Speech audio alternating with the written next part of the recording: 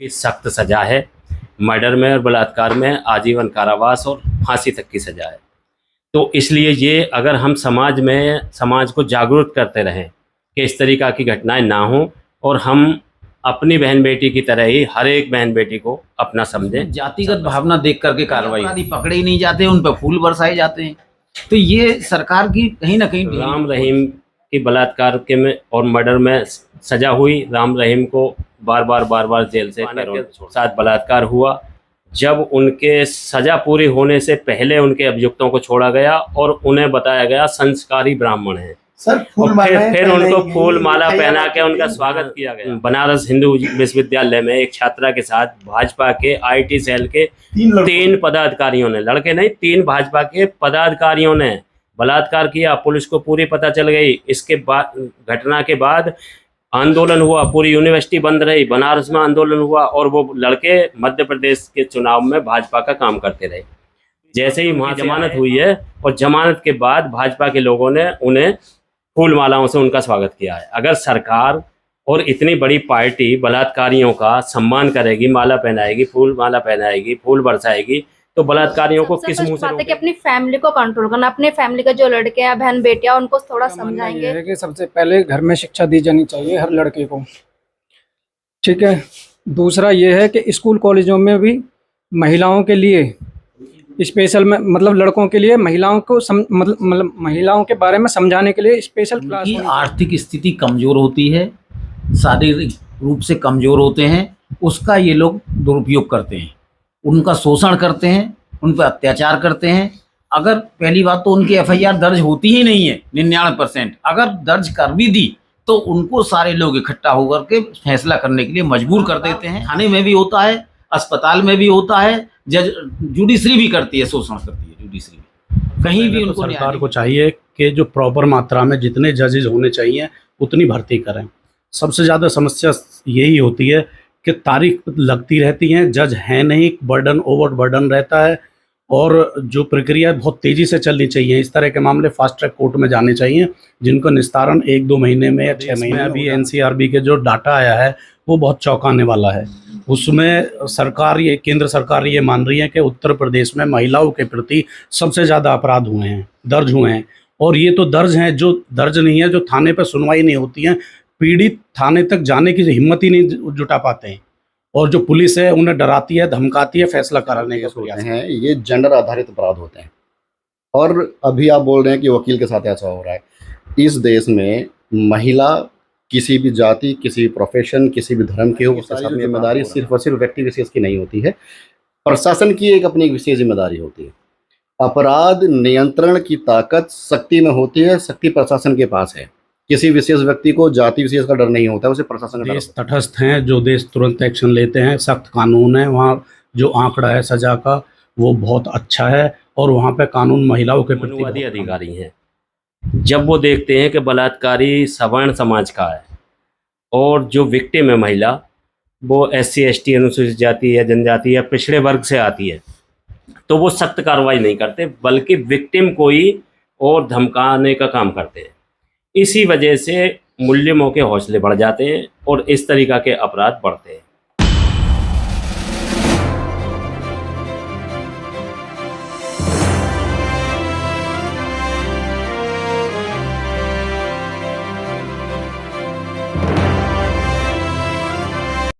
सभी साथियों नमस्कार, मैं अरुण कुमार, आप देख रहे हैं अम्बेडकर प्राइम चैनल।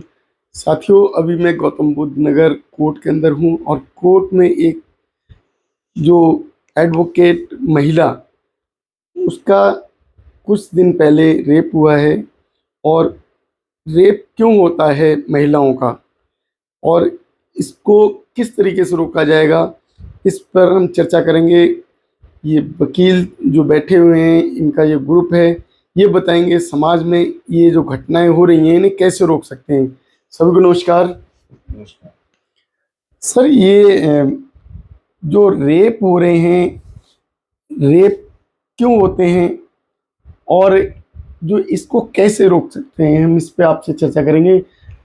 मेरा नाम एडवोकेट ओम प्रकाश मधुर है और मैं पूर्व चेयरमैन नगर पंचायत जहांगीरपुर गौतम बुद्ध नगर हूँ और डिस्ट्रिक्ट कोर्ट गौतम बुद्ध नगर में मैं प्रैक्टिस करता हूँ। सर ये जो आपके यहाँ एक जो केस हुआ है, जो रेप हुआ है, वो रेप कैसे हुआ है और कौन है, उनके बारे में बताएंगे। सबसे पहले तो मैं आपके चैनल को और आपको धन्यवाद करता हूं कि आपने ऐसे ज्वलंत मुद्दे पर हमारा साक्षात्कार लेने का काम किया है। अभी हाल ही में फ़िलहाल में एक अधिवक्ता साथी हमारी मोहिनी तोमर नाम था और डिस्ट्रिक्ट कोर्ट कासगंज में प्रैक्टिस करती थी। उनका अपहरण के बाद बलात्कार और हत्या कर दी गई बाद में। बहुत ही हमारे लिए ये दुख का विषय है और ये हमें ये समझना होगा कि ऐसी घटनाएं किस प्रकार से रुकें। इसके लिए हमें अपने बच्चों में, अपने साथियों में इस तरीक़ा की चर्चाएं, परिचर्चाएं होती रहनी चाहिए और उन्हें बताना चाहिए अपने बच्चों को भी इस तरीक़ा की घटनाएं ना करें, क्योंकि सख्त सज़ा है। मर्डर में और बलात्कार में आजीवन कारावास और फांसी तक की सज़ा है। तो इसलिए ये अगर हम समाज को जागरूक करते रहें कि इस तरीक़ा की घटनाएं ना हों और हम अपनी बहन बेटी की तरह ही हर एक बहन बेटी को अपना समझें, सबका सम्मान करें, तो ऐसी घटनाओं पर रोक लग सकती है। वैसे इसमें बहुत ज़्यादा रोल सरकार का भी है और सामाजिक संस्थाओं का भी है। सर जी ये अभी सर ने कहा है कि जो ये केस हो रहे हैं उसके लिए हम परिवार को जागरूक करें, तो आप इस बात से कितने सहमत हैं। देखिए ऐसा है पत्रकार महोदय, इसमें सरकार की जो पॉलिसी है ना उसमें कहीं ना कहीं ढिलाई है।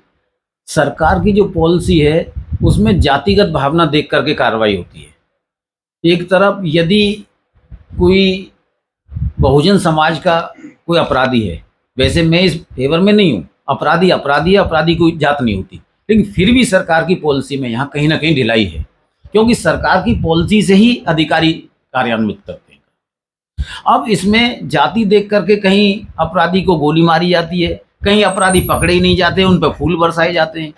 तो ये सरकार की कहीं ना कहीं ढीली पॉलिसी है और इसी की वजह से, क्योंकि जब तक अपराधियों को सख्त सजा का संदेश नहीं जाएगा तब तक ये घटना घटती रहेगी। सर जो इस तरीके से घटना करने वाले लोग हैं वो डरते नहीं है। इससे पहले कलकत्ता का केस ले लीजिए, उससे पहले मनीषा वाल्मीकि का केस ले लीजिए, उससे पहले दिल्ली का जो है एक जो गुमनाम आज भी रखा गया, हम नाम नहीं लेना चाहते, वो केस ले लीजिए। तो ये केस जो हो रहे हैं वो केस जो है रोक कैसे सकते हैं। इन्हें रोकने के लिए सरकार को अपना रवैया बदलना पड़ेगा। राम रहीम की बलात्कार के में और मर्डर में सजा हुई, राम रहीम को बार बार जेल से पैरोल पे छोड़ दिया जाता है। 6 बार छोड़ दिया। 6 बार छोड़ दिया। बिल्किस बानो के परिवार को मार दिया गया, बिल्किस बानो के साथ बलात्कार हुआ। जब उनके सज़ा पूरी होने से पहले उनके अभियुक्तों को छोड़ा गया और उन्हें बताया गया संस्कारी ब्राह्मण हैं। सर फिर उनको फूल माला पहना के उनका स्वागत किया गया। अगर दूसरी बात, अभी यहाँ बनारस हिंदू विश्वविद्यालय में एक छात्रा के साथ भाजपा के IT सेल के 3 पदाधिकारियों ने, लड़के नहीं 3 भाजपा के पदाधिकारियों ने बलात्कार किया। पुलिस को पूरी पता चल गई। इसके बाद घटना के बाद आंदोलन हुआ, पूरी यूनिवर्सिटी बंद रही, बनारस में आंदोलन हुआ और वो लड़के मध्य प्रदेश के चुनाव में भाजपा का काम करते रहे। जैसे ही वहाँ से आए, अभी उनकी जमानत हुई है और जमानत के बाद भाजपा के लोगों ने उन्हें फूल मालाओं से उनका स्वागत किया है। अगर सरकार और इतनी बड़ी पार्टी बलात्कारियों का सम्मान करेगी, माला पहनाएगी, फूल माला पहनाएगी, फूल बरसाएगी, तो बलात्कारियों को किस मुंह से रोकेगी। अभी ब्रजभूषण का मामला आपने देख लिया। विश्व स्तर की हमारी जो बेटियां हैं पहलवान, जिन्होंने भारत का नाम विश्व स्तर पे रोशन किया है, उनको भी अपनी FIR कराने के लिए धरने पे बैठना पड़ा, सुप्रीम कोर्ट तक जाना पड़ा, उन्हें न्याय तो नहीं मिला और आज भी उन्हें न्याय नहीं मिला। अगर देखिए, जब विश्व स्तर की पहचान रखने वाली महिलाएं जो पदक प्राप्त कर चुकी हैं ओलंपिक में और तमाम उनमें, उनकी भी FIR दर्ज नहीं की गई, तो आप बताइए ग्रामीण क्षेत्र में गरीब कमज़ोर महिलाओं की FIR कैसे लिखी जाती होंगी। लाखों मामले तो बगैर FIR लिखे ही पुलिस उन्हें दबाव में लेके फैसला करा के या धमका के उन्हें समाप्त करा देती है। वहीं सर वो कांग्रेस में चली गई है, अब वो ब्रिजभूषण सिंह शरण कह रहे हैं कि मैं उन्हें वहीं दबा दूंगा। मैं तो अपनी तरफ से सुझाव दूंगा, ब्रजभूषण सिंह को भी पता चल जाएगा कि वो हरियाणा में जाएं चुनाव में, उन्हें भी अपनी औकात का पता चल जाएगा। जे वहाँ गोंडा में बैठ के जो बकलोली कर रहे हैं ना, हरियाणा के लोग इतने कमज़ोर नहीं हैं कि उनकी बहन बेटियों के साथ दुराचार करने वाले को हरियाणा की सीमा में भी घुसने देंगे। और इस पूरे चुनाव में मैं दावे के साथ कह रहा हूँ, ब्रजभूषण की दबंगई भी सिद्ध हो जाएगी अगर वो हरियाणा की एक सीमा में घुस के दिखा दे। और कैसे रोक सकते हैं इसको?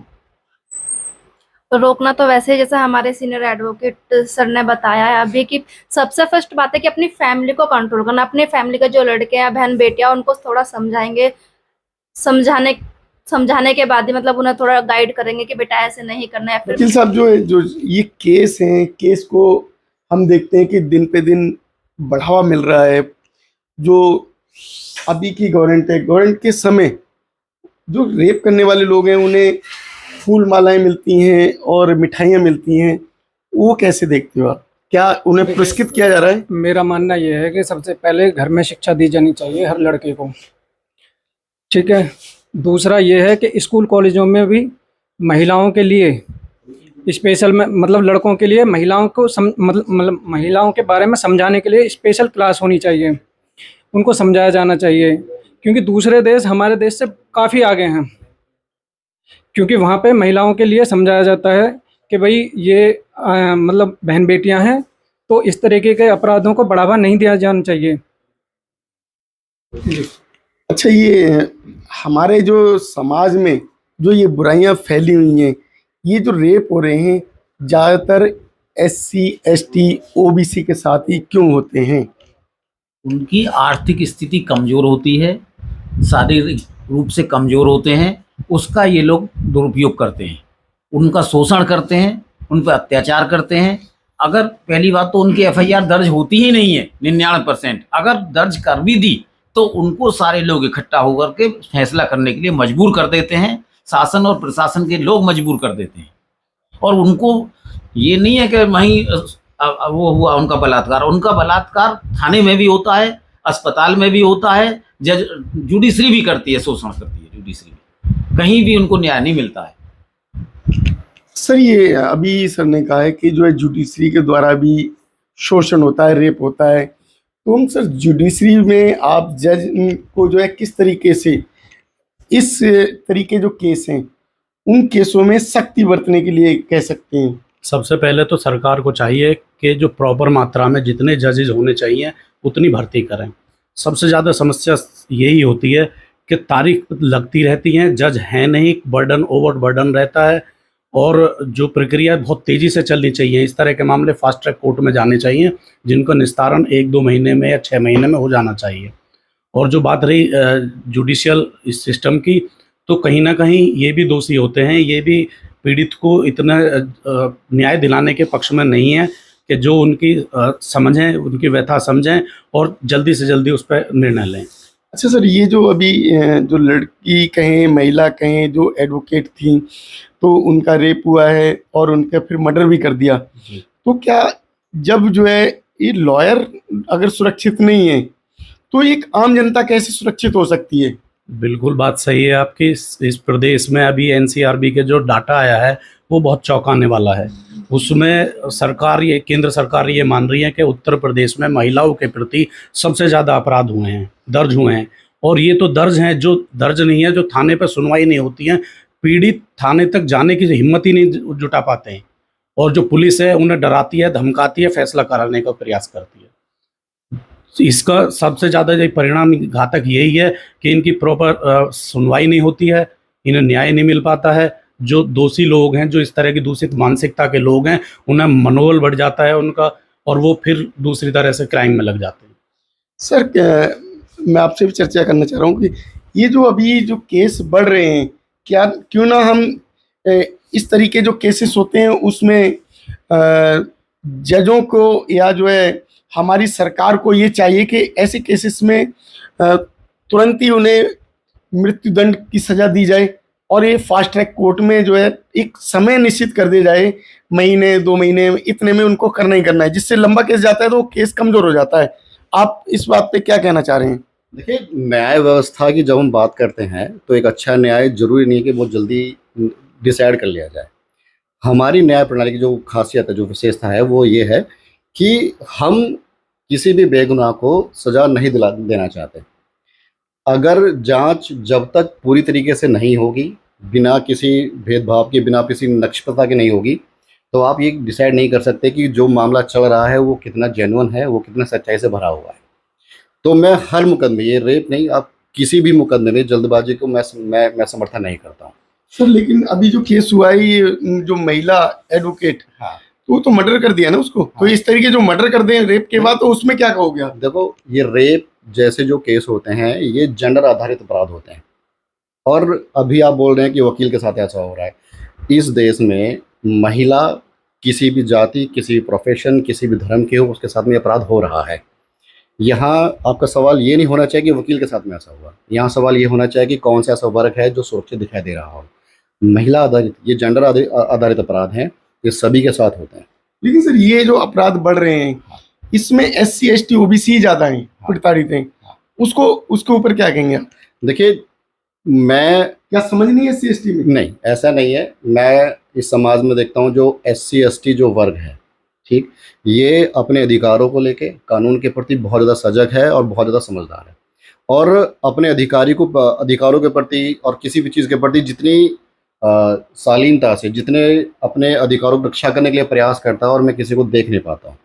ठीक, ऐसा नहीं है कि उनको समझ नहीं है, लेकिन सारी की सारी जो जिम्मेदारी सिर्फ और सिर्फ व्यक्ति विशेष की नहीं होती है, प्रशासन की एक अपनी विशेष जिम्मेदारी होती है। अपराध नियंत्रण की ताकत शक्ति में होती है, शक्ति प्रशासन के पास है। किसी विशेष व्यक्ति को जाति विशेष का डर नहीं होता है, उसे प्रशासन का डर होता है। सर कैसे रोकेंगे इसको? देखिए, मैं हमेशा सबसे ये बात बोलता हूँ कि जेंडर आधारित अपराधों को रोकना आसान नहीं है, और इन्हें पहचानना भी आसान नहीं है। एकमात्र तरीका जो रोकने का ये है कि लोगों को या तो जागरूक किया जाए, और ये जागरूक ऐसा नहीं कर सकते हैं कि आप एक छोटा सा वीडियो बना दें या फिर छोटा सा एक स्लोगन दे दें, उसी से वो बिल्कुल जागरूक हो जाएंगे। ऐसा संभव नहीं है। इसमें दशक लगेंगे, इसमें पीढ़ियाँ लगेंगी। सर हजारों वर्षों से महिलाएं प्रताड़ित होती आई हैं, और सर ने कहा कि पीढ़ियाँ लगेंगी, दशक लगेंगे। क्या वो देश, अगर उन देशों पे हम फोकस करें, जो देश जो है अगर इस तरीके का जो केस आता है और पाया जाता है कि उसने रेप किया और प्रूव हो गया रेप किया और उसका मर्डर कर दिया, तो उसको तुरंत फांसी की सजा हो रही है, वो देश जो शक्ति अगर कर रहे हैं, क्या इंडिया में नहीं हो सकती? बिल्कुल हो सकती है, और होनी भी चाहिए। होनी चाहिए, होनी चाहिए। जो देश तटस्थ हैं, जो देश तुरंत एक्शन लेते हैं, सख्त कानून है, वहाँ जो आंकड़ा है सजा का वो बहुत अच्छा है, और वहाँ पे कानून महिलाओं के प्रति बहुत कम है। सर जो कानून बनने चाहिए महिलाओं के लिए, वो किस तरीके से कानून बनने चाहिए जिससे महिलाएं सुरक्षित हो जाएं? देखिए, मैं ये मानता हूँ कि किसी भी कानून की ज़्यादा मजबूती किसी निर्दोष के लिए भी नुकसानदायक हो सकती है। जरूरी नहीं कि ऐसा ही हो कि जिस व्यक्ति के खिलाफ FIR हुई है वो दोषी ही हो। कहीं ना कहीं चूक भी हो सकती है, इन्वेस्टिगेशन में भी हो सकती है। सर लेकिन मेडिकल में चूक तो पॉसिबल नहीं होगी ना फिर? नहीं, बिल्कुल सही बात है आपकी कि मेडिकल में चूक नहीं हो सकती। कई बार ऐसा भी होता है कि इंटरनल मेडिकल कराने के लिए पीड़िता मना कर देती है। नहीं, अपराध में अगर आप इस तरीके से केस को लेके चल रहे हैं तो उसमें तो मना कर ही नहीं सकती, क्योंकि फिर उसके बिना तो फिर न्याय नहीं मिलेगा। जी बिल्कुल। अच्छा बेटा, ये मैं जानना चाह रहा हूँ कि जो इस तरीके से जो केस हो रहे हैं उसमें महिलाएं कितनी सक्रिय हैं?